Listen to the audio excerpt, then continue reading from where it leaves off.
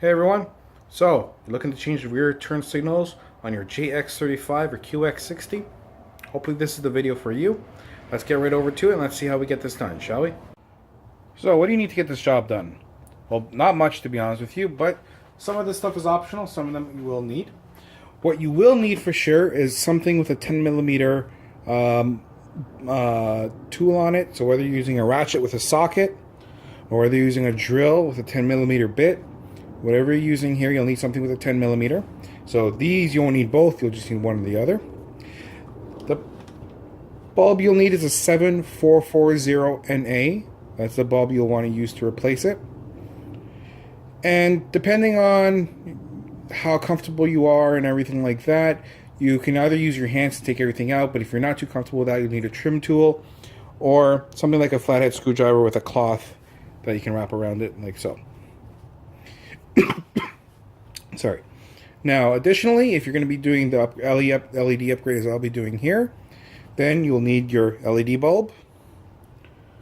You'll need a resistor, along with maybe something to clamp it in, although that's not optional. These make it so much easier, but if not, you can always use electrical tape, and a pliers or anything like that to clamp down on these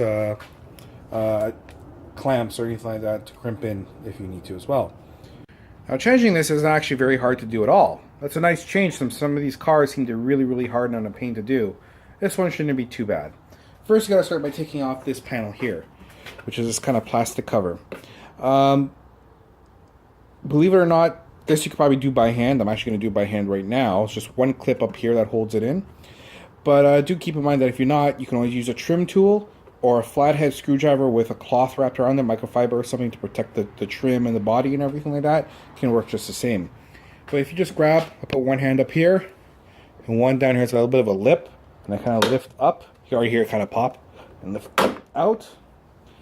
It comes on. Just to kind of show you here, it's got two kind of notches. Those notch right over here. One here, one here. And there's a clip at the top. Clips here. That's all that there is that holds that in place. Next up, if we zoom in a bit right here, you'll see that there's two 10mm bolts that got to come out right here. One here and one here. So we're just going to loosen those out right now.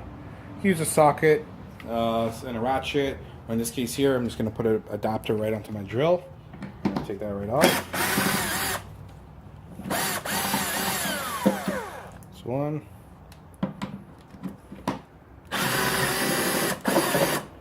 And that's two. Next, we actually get the housing out.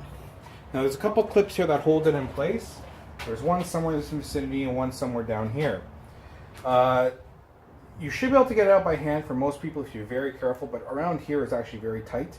Here you've got some play because you just took the screws out. So if you're not too sure, you can again get a trim tool or get a flathead screwdriver with a cloth wrapped around it, a nice soft cloth to absorb and not ruin the finish of your car. We're going to go here by hand.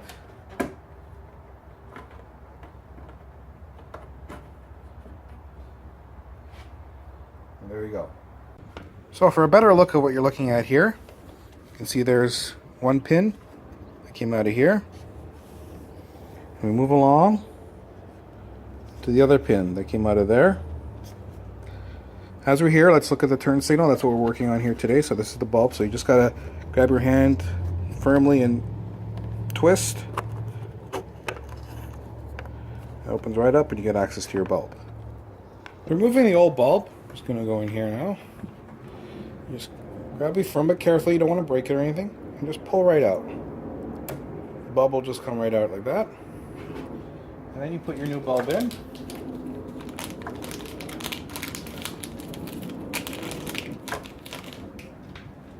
In this case here, I'll be upgrading to some LED styles. So that plugs right in there, like that. Now putting it back together, same thing, you just bring the housing down and put your bulb in. And then you see it's in, and you push it, and you turn. Now, since I am putting LEDs in, I will need to put a load resistor in. So first off, if you're just replacing standard bulb for standard bulb, you can skip this part, go to the end of putting everything all back together. But if you did put an LED bulb like I did, you're going to need one of these, which is a load resistor. This prevents the fast flash that you get when you change LED turn signals for some cars, a lot of cars, especially these days. How it works is you just need to, this is a two wire system, so you just need to put one of these onto the positive and one onto the negative. So you just feed, normally these connectors are the best actually for something like this. So the side that opens here, this is the side you got to feed around the wire, the actual real wire. So the side that doesn't have the openings where you feed this into. And we're going to just bring this out here. As you see, I've already cut a little bit of the boot to make room for it. And I'm just going to feed one wire into that opening there. So it looks like that. See the two wires? I gotta make sure this little blade here is straight. It's gotta sever both. Just flip this over. Here, let me get a better angle for you guys there. That's better. So you flip it over and then you kind of squeeze it to pinch, but this blade is moved. So let me see if I can just adjust it here.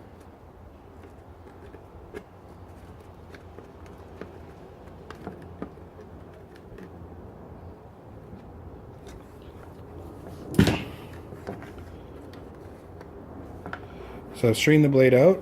As you can see there, the blade that goes in. One resistor wire is in.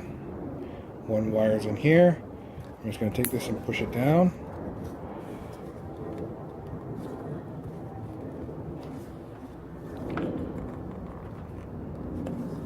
And sometimes you need to help it out, which I shall do with my handy pliers. Just squeeze it.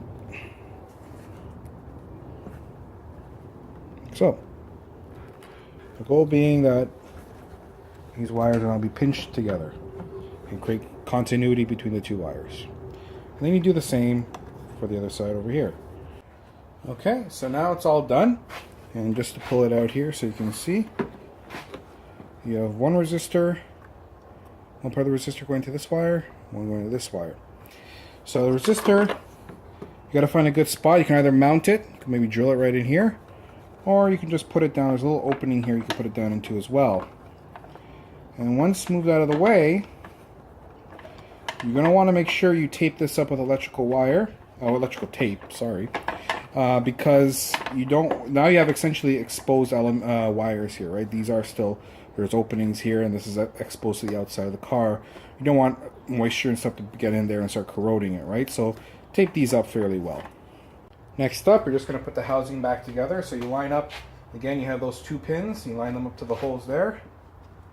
1, 2, and then you push. You should hear a click, and it's all in and firm and set. Next up, we've just got to put the two 10mm bolts in. Well, I'm going to pre-thread them.